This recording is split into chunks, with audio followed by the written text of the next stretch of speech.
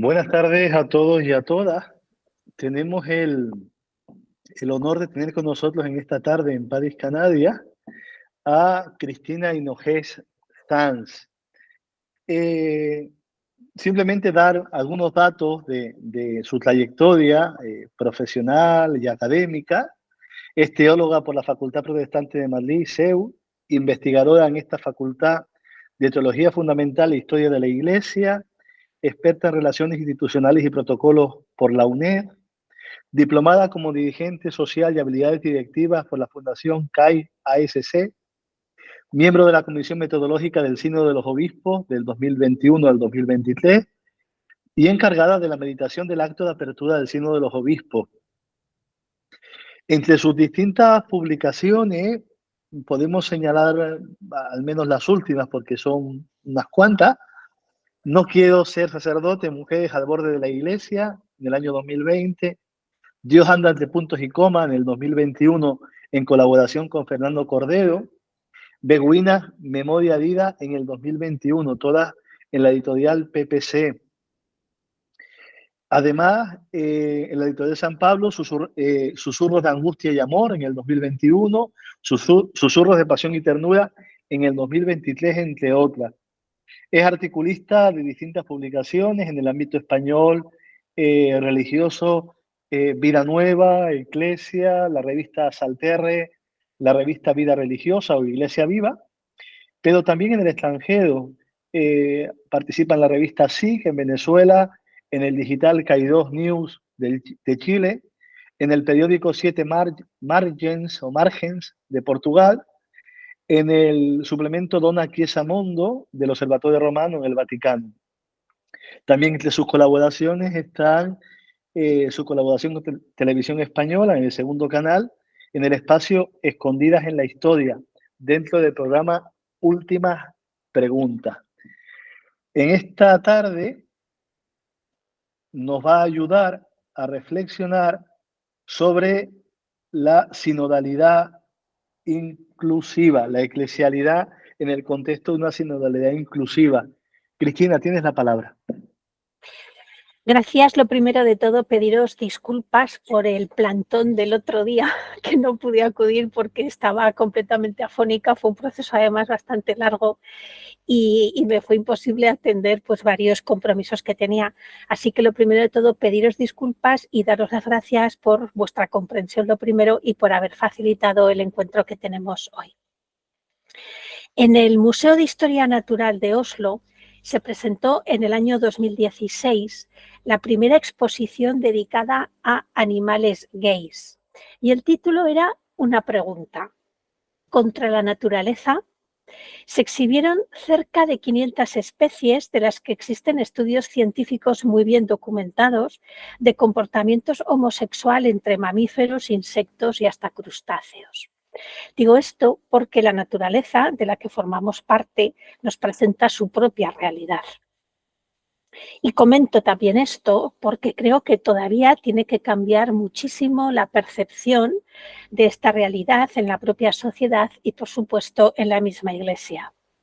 Pese a que en el proemio de Gaudium et Spes dice el Concilio Vaticano II: los gozos y las esperanzas, las tristezas y las angustias de los hombres de nuestro tiempo, sobre todo de los pobres y de cuantos sufren, son a la vez gozos y esperanzas, tristezas y angustias de los discípulos de Cristo. Nada hay verdaderamente humano que no encuentre eco en su corazón. La comunidad cristiana está integrada por hombres que, reunidos en Cristo, son guiados por el Espíritu y han recibido la buena nueva de la salvación para comunicarla a todos. La Iglesia, por ello, se siente íntima y realmente solidaria del género humano y de su historia. Pese a esto, queda mucho camino todavía por recorrer. Sin embargo, estamos en un momento ya de años, un momento largo, un poco extraño, por así decir. Por una parte, Francisco, poco después de llegar al pontificado, dijo aquello de: si una persona es gay, ¿quién soy yo para juzgarla? Por otra, tenemos el Sínodo de la Familia del año 2015, donde las iglesias de los países desarrollados, vamos a decir así, occidentales sobre todo, pero bueno, podría entrar alguno que no entraría geográficamente en el área de Occidente, esperaban que hubiera algún avance en el tipo de aceptación de otros modelos de familia, por ejemplo. Al final parece ser que las iglesias de África se impusieron en una negativa total y evidentemente en el texto, en el documento final, no se hacía alusión a nada, a ningún tipo de otro modelo de familia que no fuera el, vamos a decir, tradicional. El Catecismo de la Iglesia Católica, por su parte, frena en seco toda posibilidad, ya que habla de la inclinación objetivamente desordenada. El catecismo no es que tenga que modificar su lenguaje, es que tendría que desaparecer determinados números que aparecen en el mismo. Y por otra parte, tenemos asociaciones y movimientos LGTBIQ+, participando directamente en este sínodo en el que estamos ahora. Y hay miembros de las comisiones que, os doy fe, nos hemos implicado desde el principio en que esta realidad tenía que ser plenamente admitida en la Iglesia y citada expresamente, al menos en el documento de inicio del sínodo. No se pudo hacer, pero bueno, al final se ha recogido alguna cosa, como veremos un poquito más adelante. Todo esto atravesado por una acción cauta, lenta, pero evidente de Francisco, que sin dar un paso al frente realmente firme, realmente visible, no deja de lanzar señales para mostrar cómo debe ser el trato y la acogida a las comunidades con personas de diversidad sexual. No tengo que defender a Francisco porque se sabe defender solo, pero en honor a la verdad creo que él está desde el inicio del pontificado abriendo procesos que no siempre encuentran seguidores o continuadores. Prueba de ello es que la pastoral LGTBIQ+, al menos en España, se hace sin la más mínima línea pastoral, indicación, apoyo, sugerencia que venga propiamente de la Conferencia Episcopal Española o siquiera de los obispos de las diócesis. Si se me permite, en un lenguaje coloquial, Francisco abrió un melón en aquel vuelo de regreso de Río de Janeiro que mucho me temo tendrá que cerrar él también si quiere que se avance en algún paso muy definitivo, porque no hay mucho entusiasmo jerárquico que se diga para recoger el testigo que él está lanzando. La Iglesia tiene por delante la obligación de pensar, evidentemente iluminada por su fe, una realidad humana que, habiendo sido cruelmente soterrada y apartada por generaciones, ha emergido en nuestra época en forma de lucha pacífica, pero de una lucha constante, de una presencia constante para abrirse un espacio en el interior incluso de la propia cultura en la que emerge, una cultura en la que esta realidad no se valoraba, ¿no? Y hay que perfeccionar en la Iglesia la percepción de que las personas LGTBI pueden hacer, como cualquier otro ser humano, verdaderos aportes evangélicos con su participación plena. Hemos de desmontar entre todos un maltrato que viene de muy atrás, que tiene un aspecto religioso, evidentemente, en la Iglesia. La teología, a propósito del tema de la homosexualidad, tiene que ofrecer argumentaciones que actualicen del modo más humanizador posible la revelación de Dios ocurrida en Cristo, el paradigma de humanidad de los cristianos que recoge la Gaudium et Spes 22. ¿Qué dice la teología de las personas homosexuales mismas independientemente de sus actos? Porque siempre estamos con la misma historia. ¿Qué son las pensó Dios así? Son preguntas que todavía nos hacemos y de las que todavía no encontramos, digamos, una respuesta directa como pretenderíamos de la propia Iglesia. Las personas homosexuales son hijos e hijas de Dios, evidentemente, de su amor como cualquier ser humano. Por tanto, lo único que pudiera frustrar realmente su existencia cristiana es lo mismo que puede frustrar la existencia cristiana de cualquier otro ser humano, que es no llevar a cabo, no vivir el mandamiento del amor. Ama a Dios sobre todas las cosas y al prójimo como a ti mismo.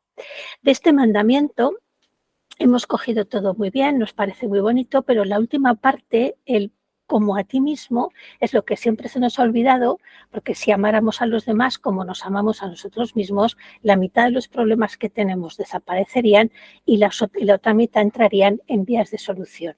Es decir, tenemos que hacer lo posible por recuperar el esplendor total y pleno de este mandamiento. Las afirmaciones negativas de la religión en general, y en nuestro caso en concreto dentro de la Iglesia Católica, tienen un grandísimo impacto en la salud psicológica de las personas LGTBI.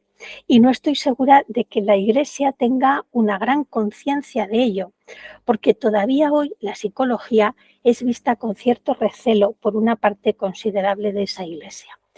Voy a abrir un pequeño paréntesis para que no queden dudas. Cuando yo hablo de la Iglesia, estoy hablando de toda la Iglesia, es decir, también de cada uno de nosotros, porque considero que todos somos Iglesia y ahora que sabemos que existen problemas reales y muy graves con una parte de ese pueblo de Dios al que no se le admite o al que se le ponen trabas o al que se le crean conflictos, creo que la también en tanto en cuanto no favorecemos que haya campos de relación o vías de encuentro y que si nos quedamos solo en el silencio de la Iglesia lo arreglará, como si la Iglesia fuera una especie de ente que vuela de vez en cuando por nuestras cabezas, de alguna manera también estamos rehuyendo nuestra corresponsabilidad en el problema y en la solución. Por lo tanto, cuando yo hablo de la Iglesia, hablo de la Iglesia en general. Cuando quiera hablar de los obispos, hablaré de los obispos en particular. Pero cuando hablo de la Iglesia,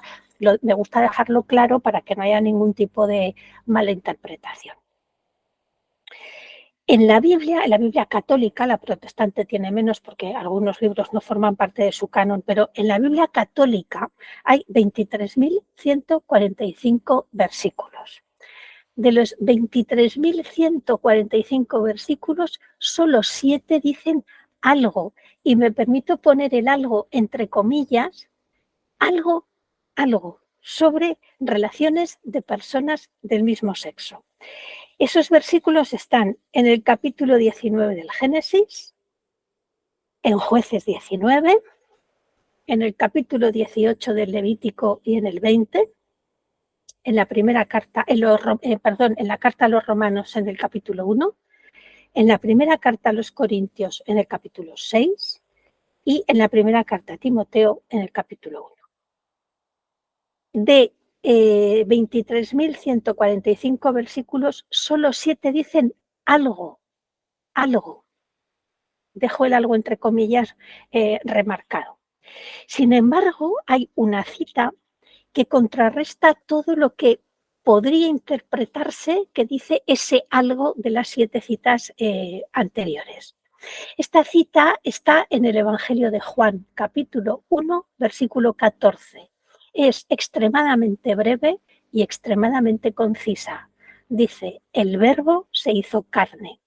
A mi modo de ver y en mi humilde opinión, es la cita más inclusiva de toda la Biblia, porque en esa carne se asumió toda la realidad humana. Es la encarnación de Dios que hace suya, que reafirma la diversidad de la que alardeó, de la que presumió en la creación.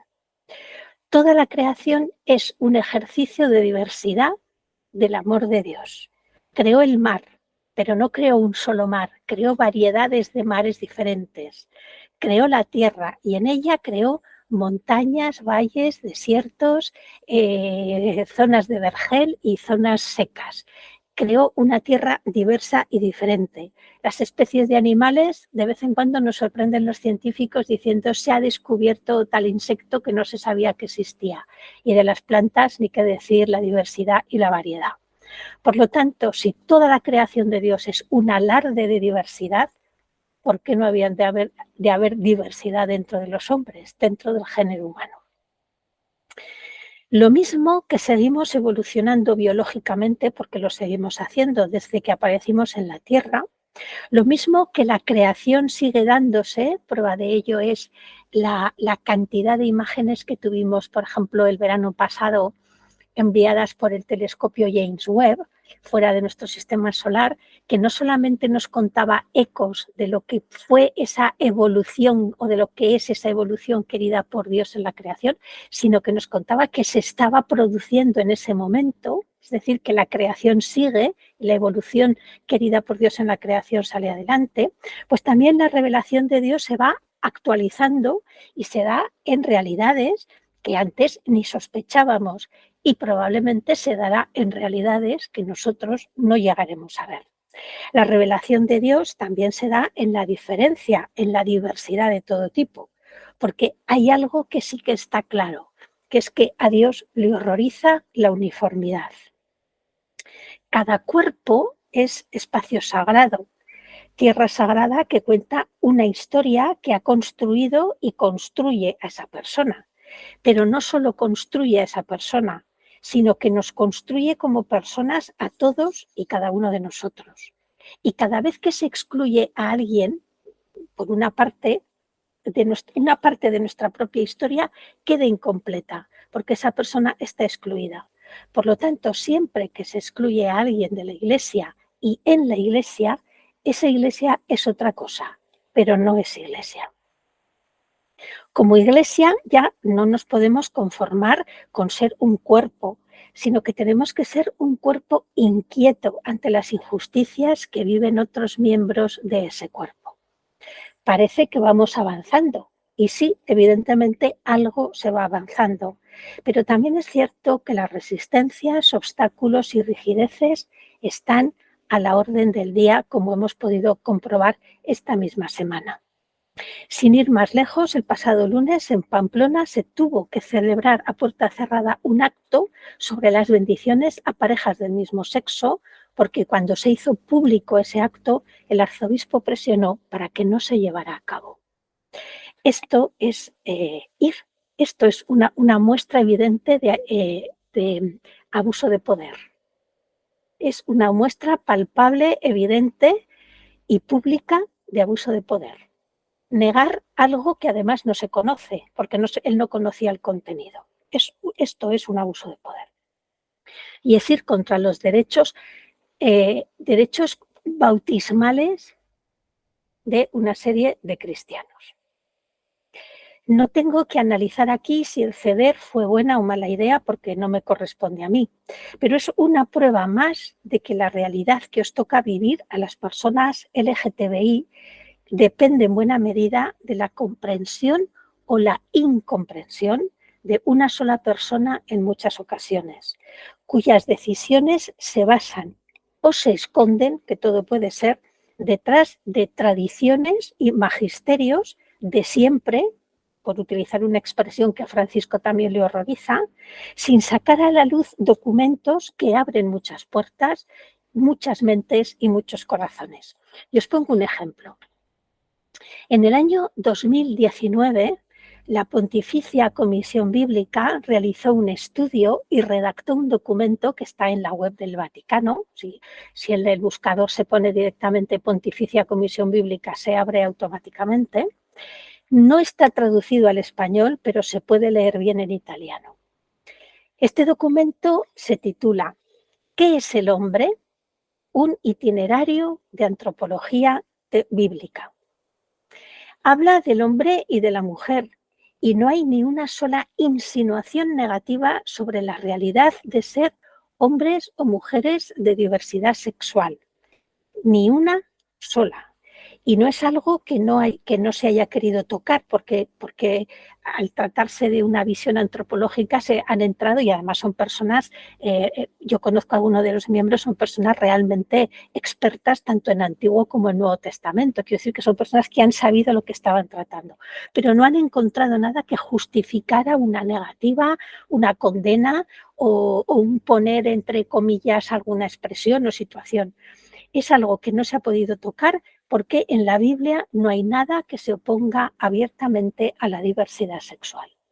Eso está recogido en un documento de la Pontificia Comisión Bíblica del año 19. Es decir, que en el tiempo de la Iglesia este documento es de ayer por la tarde, porque como el tiempo es tan lento en la Iglesia, pues es un documento de ayer por la tarde.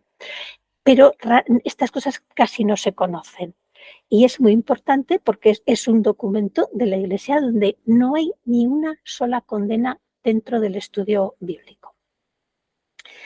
El verdadero avance, el inicio de la verdadera inclusión, comenzará el día en que nos sentemos a escuchar a las personas LGTBI. Digo escuchar y no a dialogar, porque la escucha tiene siempre que preceder al diálogo. No podemos dialogar por algo que hemos oído, por algo que nos han contado terceros o por algo que llevamos interpretando con una teología anquilosada en el siglo XVI que no tiene nada que ver con la realidad que vivimos hoy. Por lo tanto, el diálogo llegará después de haberos escuchado. No puede ponerse ante vosotros y pretender nadie ir con las lecciones aprendidas por la sencilla razón de que nadie nacemos aprendidos. Y para ser intolerantes en esta vida, intolerantes de verdad, hace falta saber todo de todo. Y no hay nadie en la historia que haya sabido todo de todo, ni que ahora sepa todo de todo. Por lo tanto, el ser intolerantes es algo que se conceden a algunas personas sin tener siquiera la capacidad intelectual para poder ser intolerantes. Con lo cual, primero la escucha, después el diálogo y luego ya hablaremos de intolerancias posibles. ¿Qué impide en este momento que haya una escucha cuando llevamos ya prácticamente año y medio, un poquito más, insistiendo sobre la escucha espiritual, la escucha activa dentro del proceso sinodal? ¿Qué impide que en este momento haya una escucha con las comunidades LGTBIQ+? Primero, el miedo, sin duda alguna. El miedo es la principal causa que impide la escucha. El miedo es irracional por naturaleza y bloquea. Se necesita mucho tiempo para desprenderse, para perder el miedo, porque conlleva una serie de mecanismos que son muy de defensa y son muy fuertes. Entonces lleva su tiempo. Pero romper los esquemas de la falsa seguridad, por ahí se empieza a resquebrajar el miedo. Porque el miedo generalmente, en este caso, y en general en la Iglesia, es un miedo a perder unas estructuras que dan una falsa seguridad, pero que dan una seguridad, porque en caso de duda yo me atengo a lo que me han dicho. Por lo tanto, no tengo la necesidad de pensar, ni de cuestionarme, ni de crearme un problema de conciencia. Prefiero vivir en el miedo de desconocer, pero en la falsa seguridad de tener una estructura que me dice esto sí o esto no. Por otra parte está lo que yo llamo la pena, ¿no? La pena que se confunde con una forma de misericordia inexistente, que en realidad es esa lástima que causa porque sois como sois y nunca se permite nadie que da esta razón tan contundente de que sois como sois, mirar desde el otro lado. Es decir, hay personas que os ven diferentes a ellos porque esas personas son incapaces de ver que ellos son diferentes a vosotros. Es decir, todo depende del lado donde nos ponemos. Todos somos diferentes a todos. No hay dos seres humanos iguales. Es algo que proclamamos teológicamente. El ser humano es irrepetible. No hay dos seres humanos iguales. Pues si no hay dos seres humanos iguales, ¿a qué tanto escándalo con la diferencia? Pero son cosas que nosotros mismos vamos creando una especie de bucle en el que nos vamos metiendo. Y después está la falta de reconocimiento real como tal. Francisco puede hacer, decir, impulsar, acoger, celebrar la diferencia, pero no hay casi nadie que realmente siga su ejemplo o, si se prefiere, el proceso de reconocimiento que él está llevando a cabo. Hay muchas personas que en este tema y en otros muchos consideran que Francisco es una especie de fallo, vamos a decir así, en la historia de la Iglesia, una especie de paréntesis que no tardando mucho se cerrará y volveremos a lo de antes. Bueno, eso está por ver, pero en todo caso no se reconoce, digamos, las posibilidades que nos está brindando Francisco de recuperar realmente relaciones evangélicas dentro de la Iglesia. Siempre me ha llamado la atención y reconozco que me ha hecho y me hace pensar mucho ser conscientes de que cuando teníais todas las razones para alejaros de la Iglesia, no lo habéis hecho. Y no lo habéis hecho no por estoicismo o no por un amor estupendo a machacaros día a día, sino porque en esa Iglesia está quien es Él totalmente inclusivo, es decir, Jesús de Nazaret. Y por Él os sentís acogidos, y no es que creáis que no está fuera de la Iglesia, que os considero más inteligentes que todo eso, pero sí que sé que en esta Iglesia todos hemos recibido la fe que profesamos y por lo tanto nadie tiene que irse de ella por no ser comprendido por los demás. Esta decisión de manteneros dentro de la Iglesia ha servido para poner luz donde había oscuridad, porque lo que no se ve no se conoce. Hoy en día lo que no sale en una imagen no existe. Por lo tanto, en la Iglesia, si vosotros os hubieseis ido, ni siquiera en este momento hubiéramos podido saber de una existencia de unos hermanos que sufren estando dentro de la Iglesia. También vuestra permanencia ha servido para dar voz a aquellos que ni siquiera tenían esa posibilidad y para que os vieran quienes buscaban y en la Iglesia nada hallaban. Es decir, habéis sido también de alguna manera piedra o digamos un conjunto de piedras que habéis formado una especie de puerto de acogida, vamos a decir así, para muchas personas que no encontraban otro tipo de acogida en la propia Iglesia. Curiosamente, la Iglesia no siempre ha sido intolerante con la realidad LGTBIQ+, se llamase como se llamase en cada ocasión. En el siglo XIX, Oscar Wilde fue detenido en Londres por el mero hecho de ser homosexual y pasó bastante tiempo en la cárcel en Londres. Cuando fue puesto en libertad, él sabía que podía ser otra vez detenido en cualquier momento porque ya se sabía públicamente que era homosexual.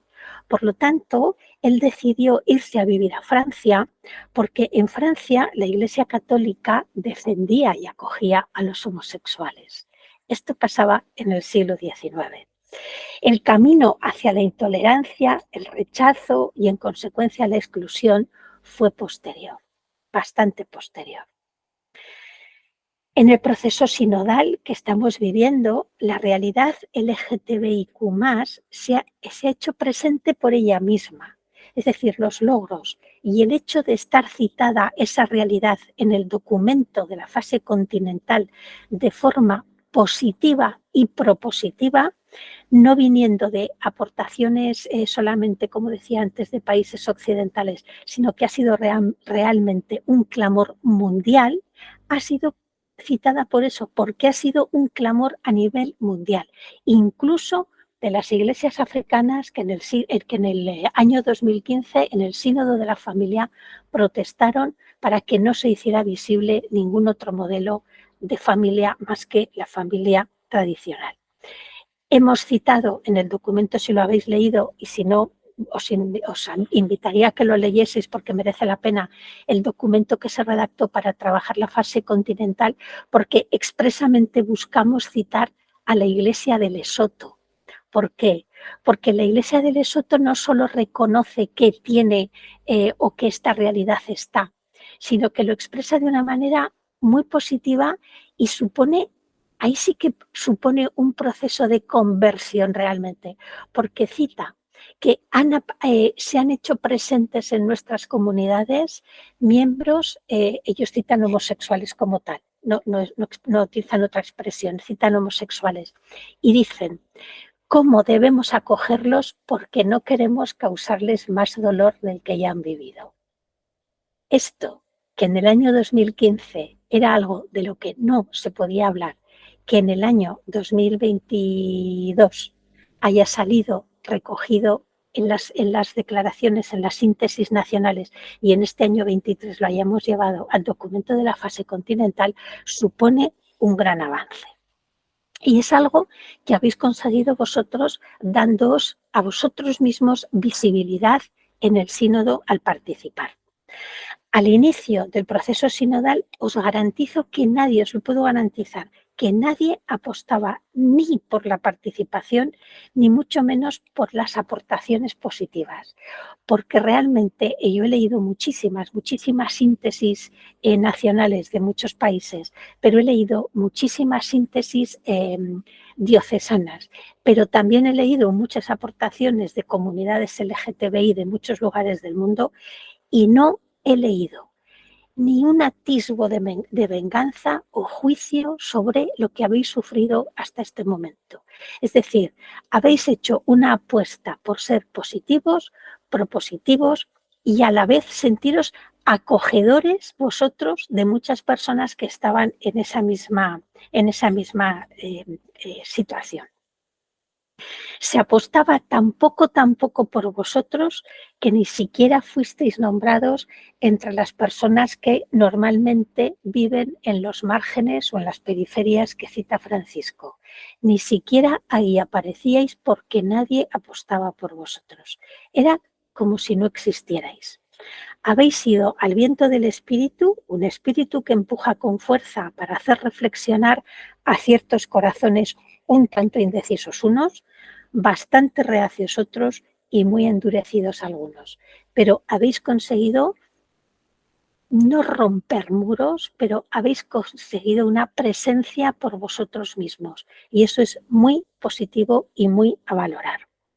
Lo cierto es que si vosotros y otras personas no tenéis cabida plena en la Iglesia, esta, como he dicho antes, será otra cosa, pero no podrá llamarse Iglesia y mucho menos Iglesia de Jesucristo. Ahora bien, la inclusión plena, lo de inclusión plena me suena como muy reiterativo, pero creo que es una manera de resaltarlo con fuerza, ¿no?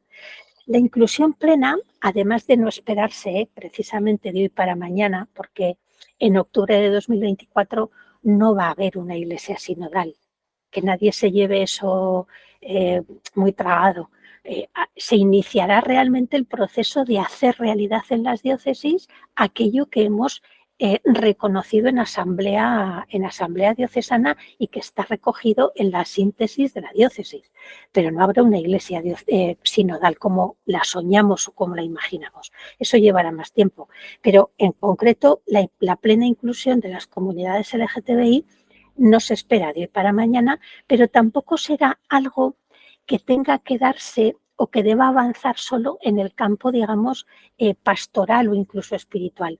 Hay que trabajarla también a nivel académico, porque de lo contrario seguiremos enseñando las mismas barbaridades que seguimos enseñando en este momento y tal y como se enseñan en este momento. Es decir, tiene que ser un cambio, digamos, de conjunto. Tiene que ser un cambio que vaya, digamos, todo a la vez, ¿no?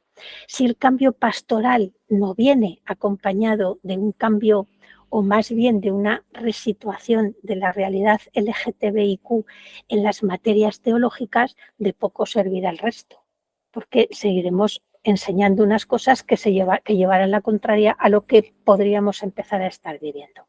Me refiero a que si mantenemos la reflexión solamente, por ejemplo, en el campo de la moral, pues no podremos avanzar nada. Hay que empezar a hacer la reflexión desde la antropología, como lo hace el documento que os he citado antes de la Pontificia Comisión Bíblica, para poder avanzar y sobre todo para romper el círculo pecado, culpabilidad, castigo, porque si no, no salimos de ahí. Y ese círculo, digamos, vicioso hay que romperlo, porque si o lo rompemos o no hay manera de poder avanzar. La reflexión antropológica nos ayudaría a colocarnos ante una dimensión diferente de la realidad querida por Dios en la creación, porque todos somos fruto del amor creador de Dios. Y si Dios nos quiere diferentes, ¿por qué crearnos así o asá para que tengamos supremacía unos sobre otros? ¿Por qué crearnos así o asá si no podemos manifestarnos como somos? ¿Qué sentido tiene eso? El Evangelio de Juan viene otra vez en nuestro auxilio y pone en boca de Jesús en el capítulo 10, el versículo 10, que dice: he venido para que tengan vida y la tengan en abundancia. En la audiencia del 18 de enero de este año, no tocaba Francisco nada de pastoral, ni de acogida, ni de nada de la realidad LGTBI, iba por otra cuestión, pero utilizó una palabra hablando del sufrimiento ajeno que para mí por lo menos me pareció muy iluminadora, ¿no?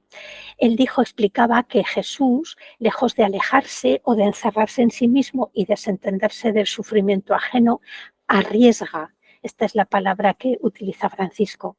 Y Jesús arriesga hablando con indeseables para la sociedad, tratando con mujeres, buscando ovejas perdidas, yendo siempre a aquellos que o aquellos con los que mantener una relación no se hubiera considerado, si hubiera existido la expresión en aquel momento, políticamente correcto o eclesialmente correcto, diríamos en nuestro caso. Sobre todo arriesga porque sale en busca de los que lo necesitan realmente. A nosotros el verbo arriesgar nos causa mucho miedo, porque si arriesgamos pueden pasar dos cosas. Una, que o no salgamos en la foto, que puede ser, o que salgamos demasiado en la foto, cosa que también puede ser contraproducente. ¿Por qué? Porque si arriesgamos en el campo, por ejemplo, de la pastoral LGTBI, puede que no salgamos en la foto porque aquellas personas que se implican mucho, pues pueden correr el riesgo de ser apartadas, digamos, en el campo eclesial, pues de muchos campos de competencia que puedan tener en un momento determinado. Pero también arriesgar puede significar que salgan excesivamente en la foto, es decir, que se conviertan en blanco, en diana de auténticas barbaridades, pero ya no solo por la polarización que muestran las redes sociales, sino también muchas veces porque sutilmente, digamos, son colocadas en sitios o por lo menos no apartadas de forma y manera que se dirigen contra esas personas todos los ataques hasta quemarlas realmente, porque esos ataques están muchísimas veces muy bien estudiados. Por lo tanto, hay que arriesgar, sí, pero arriesgar juntos y remar en la misma dirección, por supuesto, dentro de la Iglesia. Insisto en hablar, aunque suene muy redundante lo de como inclusión plena, pues bien, en la inclusión plena no tiene más camino para entenderse y hacerse realidad que poner en práctica el Evangelio puro y duro.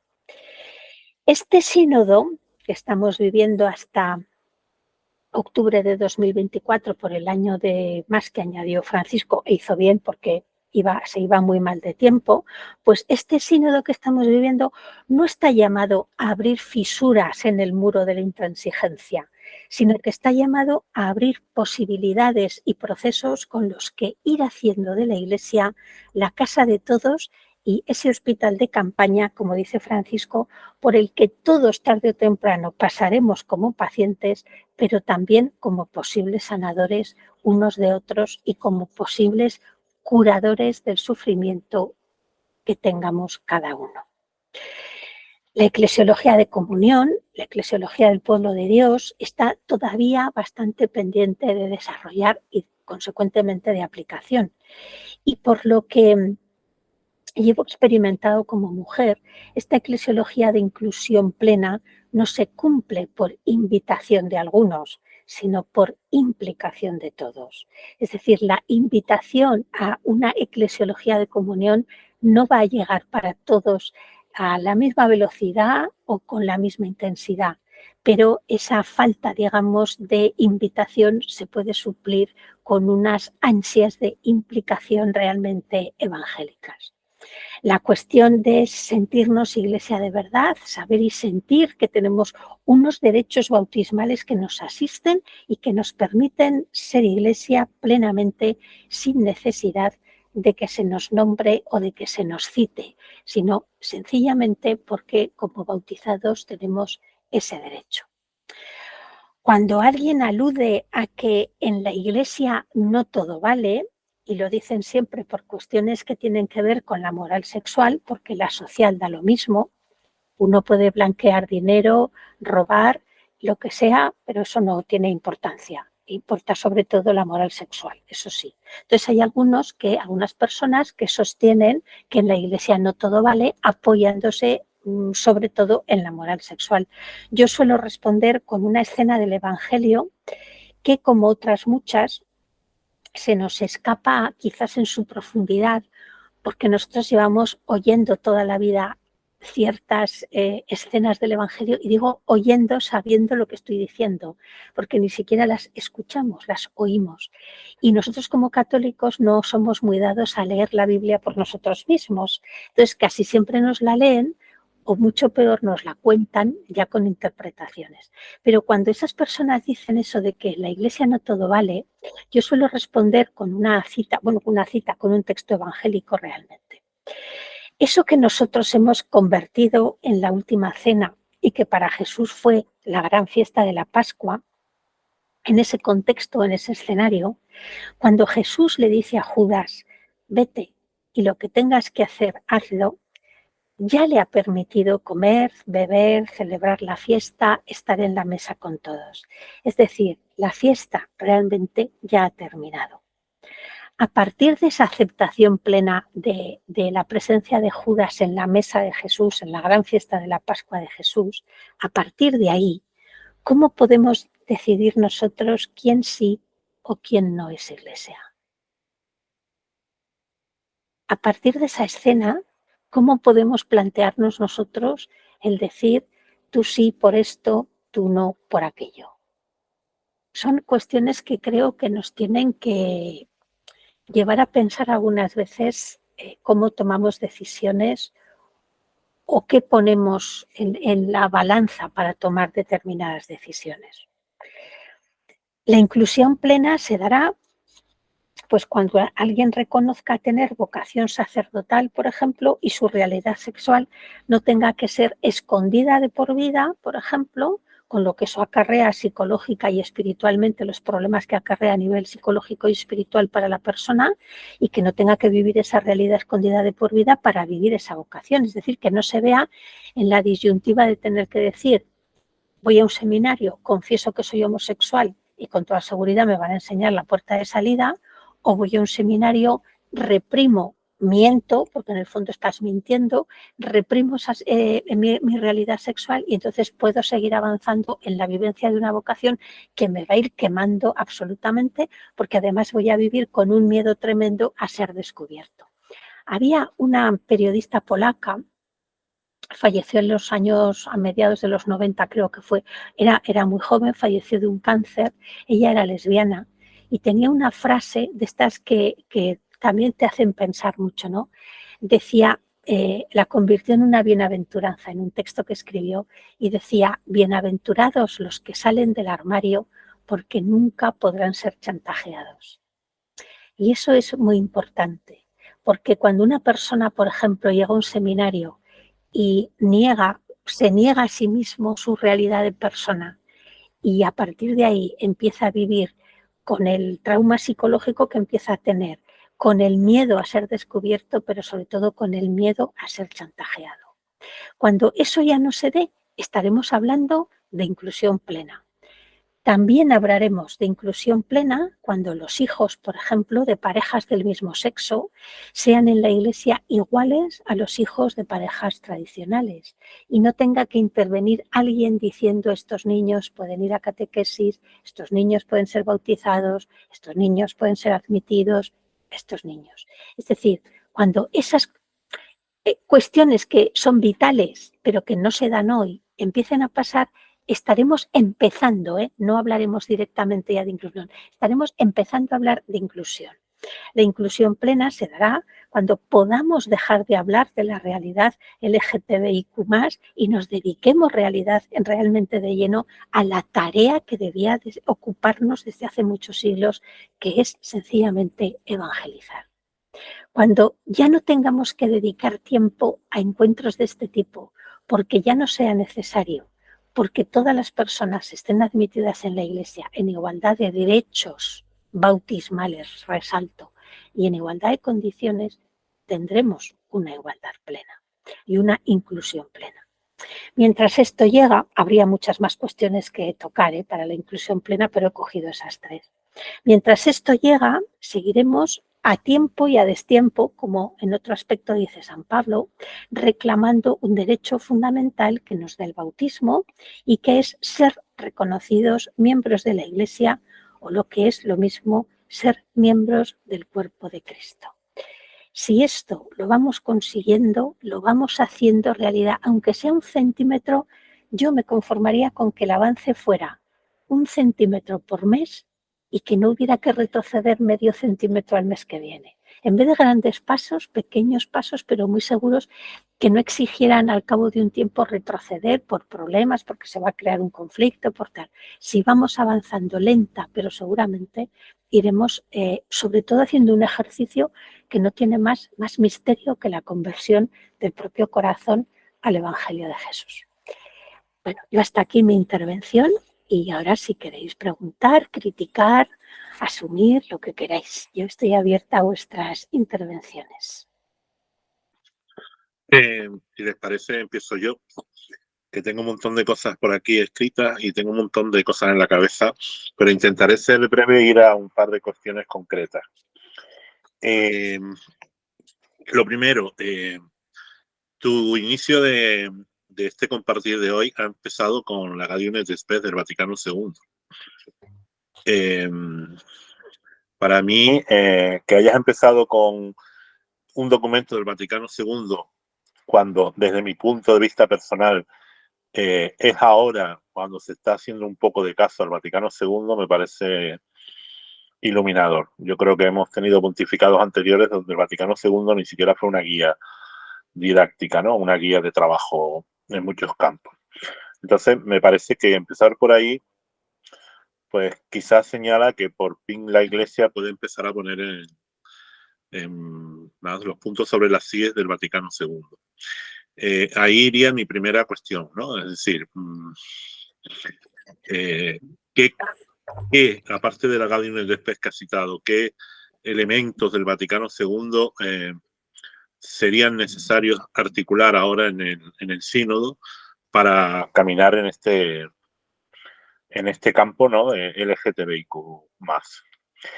Y luego también citaste a Lesoto, el documento de Lesoto, que yo también había leído unas cuantas cosas, y ha citado el Sínodo de la Familia con la referencia clara a lo que hicieron los obispos africanos. Y sin embargo, ahora en los documentos de los obispos africanos se habla de la realidad LGTBIQ y se habla de que es necesario un discernimiento por parte de la Iglesia Universal sobre las personas LGTBIQ, ¿no? Entonces ya me parece eso, lo que tú planteabas, que ha sido un cambio, ¿no? Importante. En eso yo también te preguntaría, ¿tenemos que aprender de la Iglesia africana o todavía Europa puede dar paso en ese sentido? Porque el documento europeo, pues a mí se me queda cojo en algunas cosas con respecto a eso, ¿no? Y luego también me dan miedo algunas cosas que he leído de algunos documentos sinodales. Yo no sé si estoy equivocado o no, pero creo haber leído que, por ejemplo, la Iglesia de Estados Unidos habla de una iglesia que debe ser refugio para heridos y torcidos. Y ahí incluye al colectivo LGTBI. Entonces, me da miedo. La palabra herido está claro, porque hemos sido un colectivo muy herido, pero lo de torcidos me asusta mucho que se haya incluido en la misma frase. Y también me gustaría saber, pues, cuál es tu opinión con respecto a eso. Y ya termino. La última cuestión. Tengo más, pero voy a quedarme con estas por ahora. Lo importante, cuando has insistido en la parte del miedo, perder el miedo para iniciar ese proceso de escucha también, Cristianismo y Justicia, un cuadernillo que sacó no hace muchos meses, Montserrat Escribano hablaba desde ese punto de vista, ¿no? Y después del miedo, ella ponía la misericordia como segundo punto, segundo paradigma, digamos, y el reconocimiento como tercer elemento. Y también me gustaría preguntarte, es decir, el sínodo de obispos, digamos, va a abrir puertas para perder ese miedo, para que haya una actitud de misericordia de la Iglesia, no solo hacia el colectivo LGTBI, sino hacia tantos colectivos a los que la Iglesia ha dejado de lado. Y luego, lo fundamental, ¿cómo va a ser o cómo puede ser ese reconocimiento? Espero no haber sido muy No, no te preocupes. A ver, otro documento que habría que recuperar, sobre todo para ahondar, profundizar, hacer realidad, yo creo que sería lo más vital, es Lumen Gentium.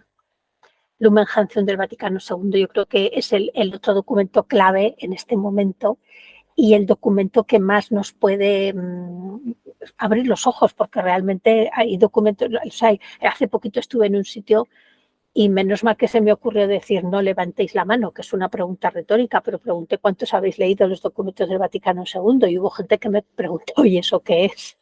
O sea, quiero decir que al final te ríes por no llorar, ¿no? Pero no tiene ni pizca de gracia. Pero me refiero que si este sínodo sirve para recuperar ciertos documentos, sobre todo del Vaticano II, sería importante. Y uno de los que hay que recuperar, sin la más mínima duda, es Lumen Gentium. Eso sobre todas las cosas.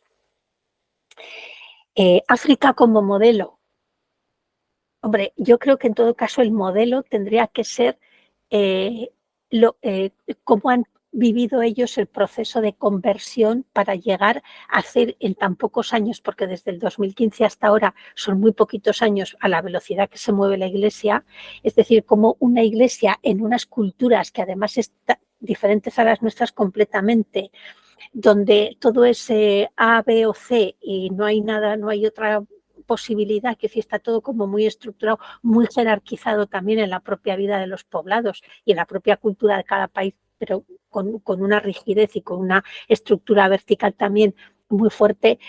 Yo creo que tendríamos que aprender y preguntar cómo han vivido esos procesos de conversión para en tan poquito tiempo cambiar tanto esa forma de pensar y sobre todo tener la humildad de preguntar, porque parece que nosotros tenemos muchas preguntas que las hacemos como un brindis al sol, pero que nunca realmente admitimos que necesitamos aprender y saber esas preguntas a quién y dónde se pueden formular. Por lo tanto, más que un modelo en sí como tal, yo hablaría más de aprender de cómo han vivido el proceso de conversión, preguntar cómo han vivido el proceso de conversión, porque creo que ahí sí que es una clave importante, porque el modelo de conversión podría valer para otras muchas realidades en este momento en la Iglesia. Sí, lo que dices de los obispos de Estados Unidos es que los obispos de Estados Unidos no es que pongan trabas a determinadas cuestiones del sínodo, es que me parece que en todo Estados Unidos ha habido como unas 10 o 20 diócesis que han vivido el sínodo, el resto no han vivido el sínodo, o sea, para nada. O sea, no han querido saber nada del sínodo. De hecho, lo que hemos llamado la fase continental, para entendernos, no era propiamente una fase por los 5 continentes, sino que eran por áreas culturales, porque evidentemente se vio, yo qué sé, en América, pues no es lo mismo Canadá y Estados Unidos que de México hacia abajo. Culturalmente no tiene nada que ver. Entonces, juntar como continente, pues no tenía nada que ver. Entonces, se separó por áreas culturales. Y es tal literalmente la palabra es desprecio, que han manifestado los obispos estadounidenses, ojo, y canadienses, que ese área cultural no ha hecho aportación continental al sínodo. O sea, es para que os hagáis una idea. Son unos obispos que están muy radicalizados porque han ideologizado la fe en un sentido y en otro, es decir, no solo unos, hay muy poquitos que estén en la línea central y los que están en la línea central, alguno de ellos, creo que es el de Santiago, está literalmente amenazado de muerte, o sea, quiere decir que no se juegan las cosas allí de cualquier manera. Han ideologizado la fe, han dividido la Iglesia y han dividido la sociedad. Que utilicen términos como herido y torcido, te diría que casi es anecdótico para las barbaridades que dicen. Pero sigue siendo más peligroso el sínodo alemán, ¿eh? O sea, para la Iglesia es más peligroso el sínodo alemán que la realidad de Estados Unidos, que se ha encargado la Iglesia probablemente para 2 siglos, y no es exagerar, porque hasta que eso se recomponga, habrá que ver cómo se puede recomponer la división tan brutal que han hecho. Por lo tanto, utilizan un lenguaje propio, que me perdonen si esto lo oye alguien de allí, propio de matones, pero es como se han comportado. Por lo tanto, es insultante que utilicen cierto tipo de términos en las expresiones que escriben o que pronuncian, pero es lo que hay. O sea, tampoco no son precisamente modelo para nada, pero tampoco tiene que ser algo en lo que nos fijemos, porque realmente el daño lo tienen allí, lo pueden extender y de hecho lo están extendiendo porque tienen mucho dinero y pagan muchos medios de comunicación que atacan el sínodo, que atacan a Francisco, que atacan el Vaticano II. Es decir, hay un peligro latente ahí, pero están muy localizados en Estados Unidos. Luego el miedo, decías. Sí, es que el miedo es muy fuerte, ¿no? Y la misericordia es mucho más fuerte, aunque no nos fiamos, no nos acabamos de dar ese salto en el vacío, ¿no? Seguimos más en las estructuras del miedo porque nos dan falsa, pero creemos que nos dan una seguridad, aunque sea falsa, y por lo tanto la misericordia que nos conduciría al reconocimiento es algo que va a costar más vivir, pero que podemos vivir. Es decir, es una cuestión de conversión, volvemos a la palabra, es una cuestión de conversión personal, porque hablamos mucho de conversión comunitaria, pero la conversión comunitaria no se da si no hay una previa conversión personal. Y no olvidemos que hay una cosa que repite mucho Francisco, que tiene razón y que yo creo que no le hacemos tanto caso como deberíamos, que él dice que a él no le importa tanto la conversión de las estructuras como la conversión de las personas, porque al final las estructuras las formamos las personas en la Iglesia. Por lo tanto, las estructuras cambiarán o se convertirán en función de la conversión personal. Y luego decías que si este sínodo podrá... A ver, este sínodo, yo no tengo una bola de cristal ni una varita mágica, lo digo ya de antemano. No sé lo que va a pasar. Hay muchísimas resistencias, pero el cambio que tendría que proponer el sínodo y donde se tendría que mojar el sínodo de verdad sería en una apuesta real por el cambio de la formación en los seminarios. Si no cambia la formación en los seminarios, tendremos deseos de desarrollar el sínodo a montones, pero encontraremos un muro de resistencia muy potente porque los futuros sacerdotes siguen siendo formados en el clericalismo y por lo tanto eso será un muro de contención tremendamente fuerte. No sé si te he respondido a tus preguntas o quieres alguna más o lo que sea.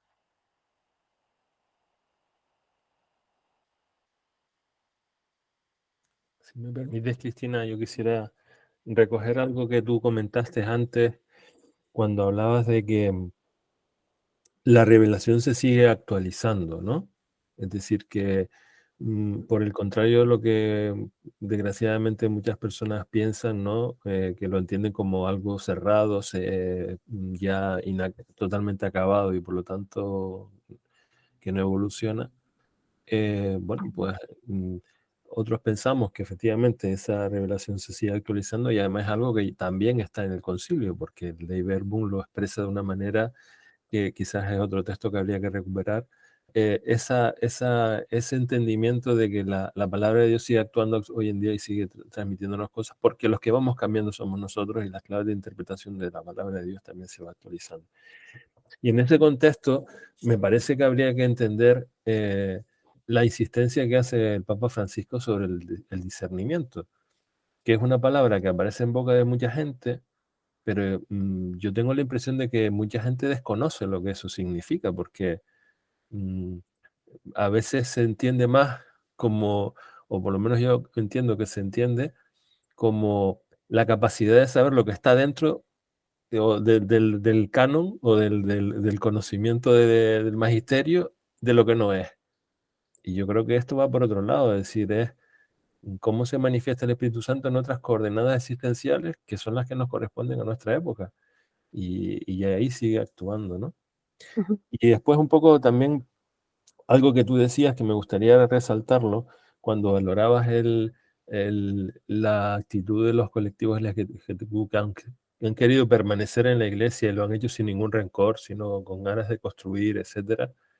Me parece que es un rasgo importante manifestarlo aquí en el sentido en el que los movimientos que hemos visto recientemente lo que buscan es excluir al que se diferencia de lo que yo soy. Es decir, en el fondo esas personas lo que buscan es una iglesia de puertas cerradas donde todos los que están dentro obedecen a un perfil, a una forma de pensar, a una realidad, y todo lo que no encaja ahí pues está fuera, ¿no?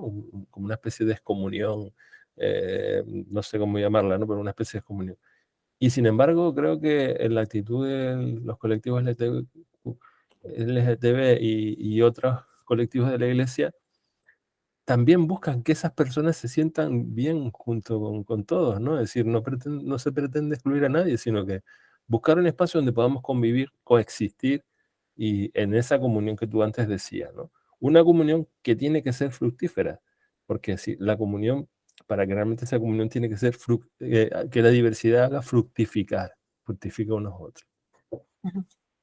A ver, primero, es que realmente hay que recuperar el Vaticano II al completo, no los documentos al completo. O sea, hay que aprovechar, digamos, la coyuntura y decir, habría que hacer ediciones. Yo creo que habría que arriesgarse. En este caso, las editoriales se tendrían que arriesgar y hacer unos libros sobre los documentos del Vaticano II que fueran atractivos, que dice, claro, es que tú abres un documento del Vaticano II y están la letra tan pequeñita y así los tienes en la bilingües, en un lado en latín, en el otro lado en español, ya te mueres. Creo que también, porque también creo que los documentos del Vaticano II se pueden explicar a los niños en las catequesis y a los jóvenes. Pero claro, si tú a un joven hoy encima que no leen, o a los niños, tú les das un libro que no tiene márgenes para aprovechar el papel, que es papel cebolla en muchos casos, muy impertinente de leer y que no tiene más que texto y que el texto, el lenguaje que utilizan, pues no es fácil de entender tampoco hoy, pues claro, eso no puede resultar atractivo. Pero sí se podrían hacer algunas ediciones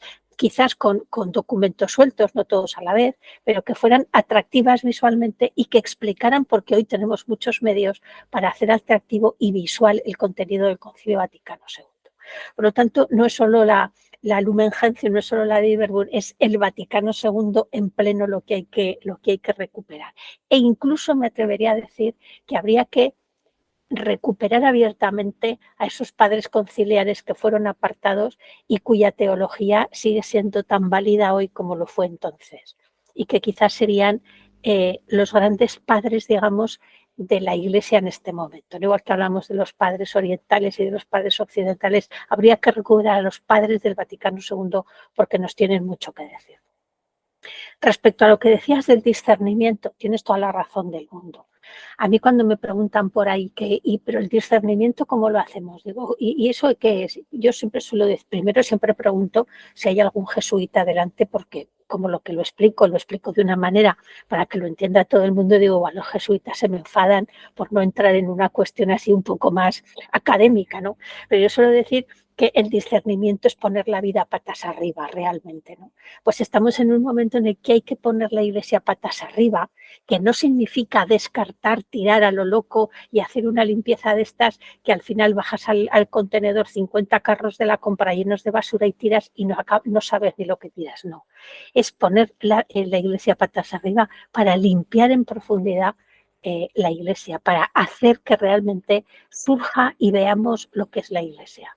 Porque hay muchas personas que siguen pensando que la Iglesia son 4 normas y que sobre todo es ir a misa, y además que la Iglesia es el edificio físico realmente, ¿no? Y yo suelo decir que en este momento, primero, hay más cristianos ya fuera de la Iglesia que dentro de la Iglesia, eso es una realidad. Y segundo, que cuando Francisco dice y nos habla de esta imagen tan gráfica y tan preciosa de la Iglesia de puertas abiertas, nosotros abrimos la puerta de la Iglesia, pero nuestra mentalidad sigue siendo de campanario, porque automáticamente subimos a tocar la campana para que vengan. No, es que no se trata de abrir las puertas y quedarnos, sino abrir las puertas y salir. Y esa frase que utilizó Francisco, que lo sabemos ahora por algunos comentarios que él mismo ha hecho en las congregaciones generales previas al cónclave, él utilizó una cita del libro del Apocalipsis que dice, estoy a la puerta y llamo. Y él le dio la vuelta y dijo, Jesucristo está dentro de la Iglesia y quiere salir y está la puerta cerrada, y está dentro de la Iglesia llamando para que se abra la puerta y salir, ¿no? Yo creo que el gran discernimiento que tenemos que hacer ahora es que hay que poner la Iglesia patas arriba, pero para salir afuera, porque nos la vamos a jugar. El otro día participé en un acto y hablábamos de la Agenda 2030, ¿no? Y yo pregunté que si la Agenda 2030 era el gran coco hoy en día. Entonces, a ver, la Agenda 2030 tiene cosas muy malas, cosas que no son tan malas, pero independientemente de eso, la Agenda 2030 nos está diseñando, queramos o no queramos, el escenario donde vamos a tener que vivir y el escenario que vamos a tener que evangelizar, porque ahí va a vivir el mundo, en ese panorama que está diseñando la Agenda 2030. No podemos coger y hacer como el de la opción benedictina. Vamos a encerrarnos, vamos a ir buscando qué me gusta más, qué confesión, qué religión, qué me gusta más. Me quedo por ahí y cuando esto pase ya saldré en un mundo que me sea propicio. No, eso no ha sido nunca la Iglesia. La Iglesia ha tenido que vivir en el mundo que le ha tocado vivir y ahora nos toca vivir en un mundo donde tenemos que no dar nada por hecho ni nada por sabido, porque estamos frente a las generaciones, o sea, estamos frente a los hijos que son hijos de los padres realmente anticlericales, pero que ellos han vivido en una indiferencia religiosa tremenda y son, y no lo digo como insulto, sino lo digo como forma de visualizar una realidad, son analfabetos espirituales y analfabetos religiosos.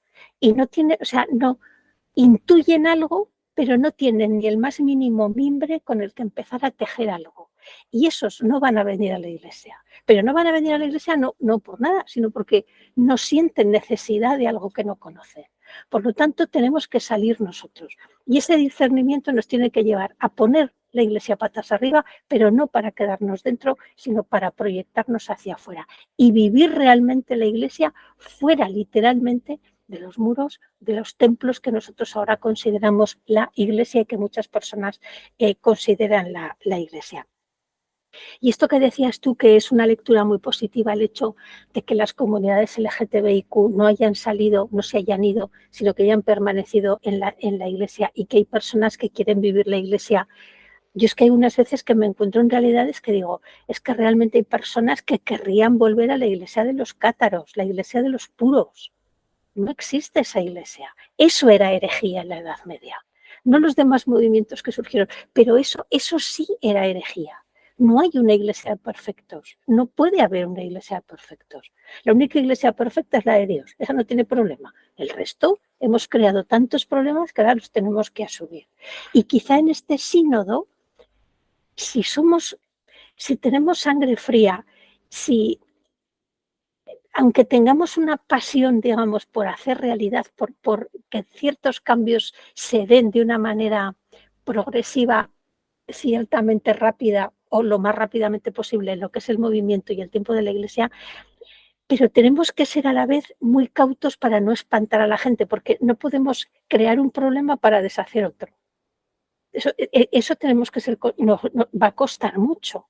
Yo suelo decir que estamos desbrozando el terreno y estamos caminando por una senda que transformaremos poco a poco a base de andar en el camino sinodal.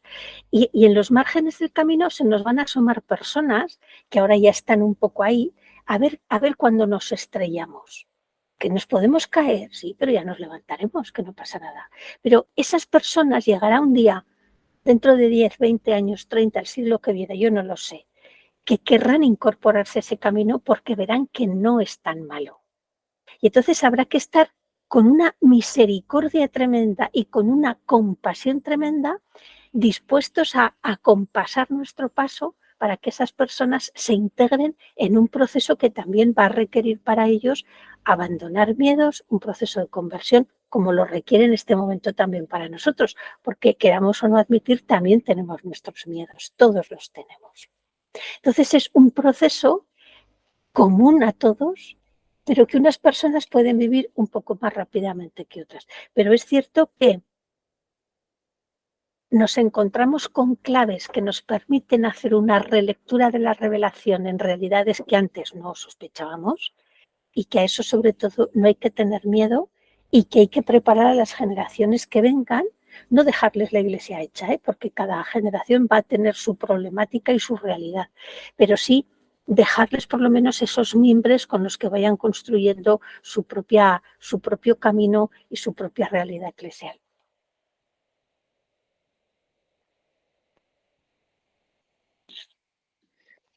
Cristina, tú has citado en varios momentos esta especie de evolución, ¿no? Desde el sínodo de la familia hasta el día de hoy, 2015, 2014, 2015 hasta hoy.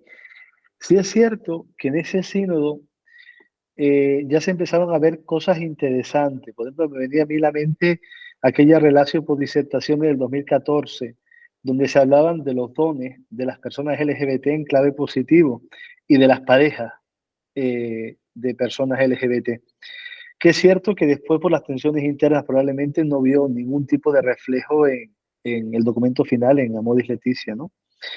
Pero sí que, no sé, me parece que para algunos, la existencia de que, o sea, la constatación de esta tensión y de que al menos sea un tema que se ponga sobre la mesa es suficiente. Para otros, evidentemente, no. Esto por un lado, ¿no? Sí que creo que estamos, y esto es una apreciación muy personal, que estamos en un momento distinto. O sea, por lo menos ahora en nuestro ámbito, pensando en ese 2014, 2015 en España, al menos en muchos ámbitos de iglesia ya se puede hablar de este tema. Y se puede poner sobre la mesa sin que nadie se escandalice, sin que nadie cuestione, sin que nadie de alguna manera, no sé, le llame la atención. Yo creo que es un tema que comienza a sonar y esto es positivo, ¿no? En el ámbito del debate eclesial. Por otro lado, quería preguntarte, desde en lo que tú has participado en la síntesis de lo que se recogió de la primera fase del sínodo, lo que has leído, las aportaciones de las diócesis, de los distintos grupos y demás, yo tengo la sensación, es solo la sensación porque no tengo la constatación. Tú hablabas de un fuerte clamor a nivel universal, pero que este clamor viene sobre todo de las parroquias primero, de trabajo que se hizo en las parroquias, que se volcó después en la diócesis, y sobre todo que es un clamor de base, ¿no? De pueblo de Dios. ¿Podrías decirnos algo de tu experiencia de esto? Sí, es cierto que en algunos sitios, digamos, el avance es más visible o más real incluso, quiero decir, más práctico, ¿no?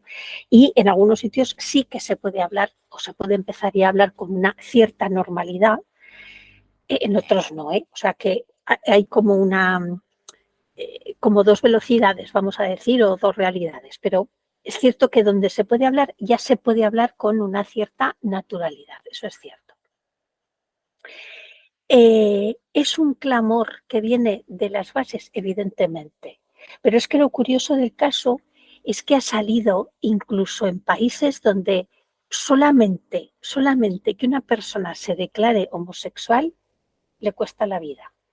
Entonces, claro, cuando dices esto o cuando ves esto, la sorpresa fue tremenda, porque claro, si de esto se hubiera hablado, aun habiendo reacciones adversas o personas que se oponen o en fin tal, en el mundo occidental, que de esto se hubiera hablado o se hubiera hablado en el mundo occidental, yo que sé, en Estados Unidos se hubieran participado más, incluso en Hispanoamérica, en Europa, lo hubiéramos visto normal. Pero es que claro, es que te sorprendías de aportaciones que venían de Asia. Y dices, Dios mío, pero si es que en estos países solo el hecho de declararse homosexual cuesta la vida. Entonces, eso fue lo que, por lo menos a mí, me hizo percatarme de que realmente el espíritu estaba soplando. Porque no es una cuestión es solamente a un nivel muy localizado territorialmente, es que era global, es decir, es que vino de todos los sitios donde se vivió el sínodo.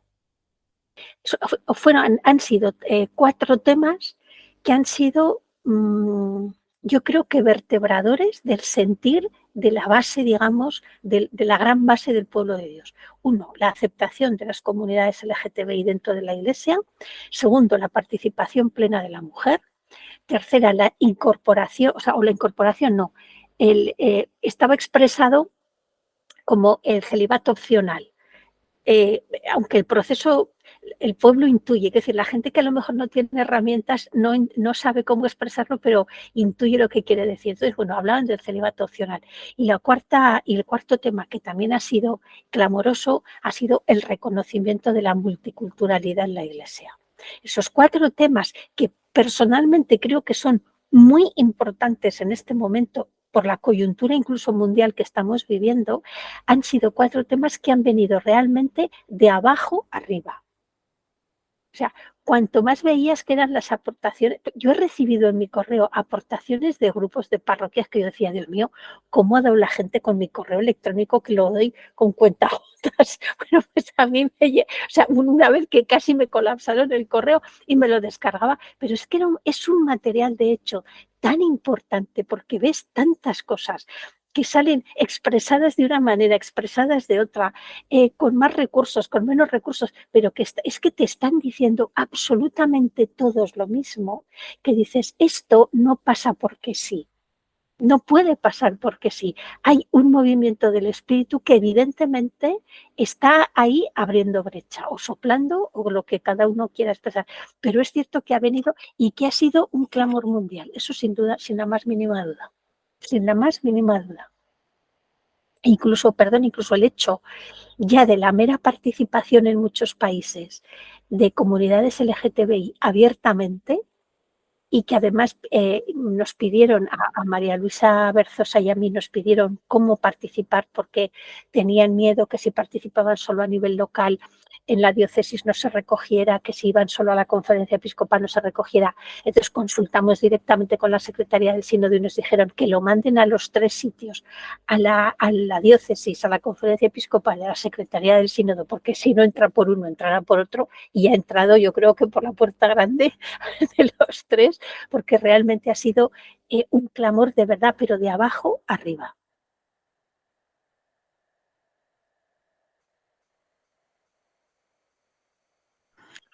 Con respecto a esto, si me permiten, si es verdad, Cristóbal, lo que planteabas, ¿no? Y lo que están hablando, que digamos en las parroquias a nivel pastoral, pues el tema se trata con más normalidad, aunque sí es verdad, Cristina, lo que decías antes en tu charla, ¿no? Que salir en las fotos sigue siendo muy peligroso.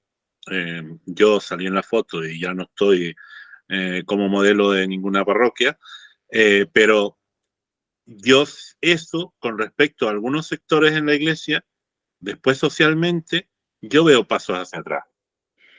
Es decir, que, pues no sé, como ejemplo, que abogados cristianos, que a mí cuando un grupo se denomina con ese apellido ya me asusta muchísimo, pero que abogados cristianos pongan demandas a centros educativos porque entre sus libros en su biblioteca haya libros con temática LGTBI, pues me parece un paso social hacia atrás.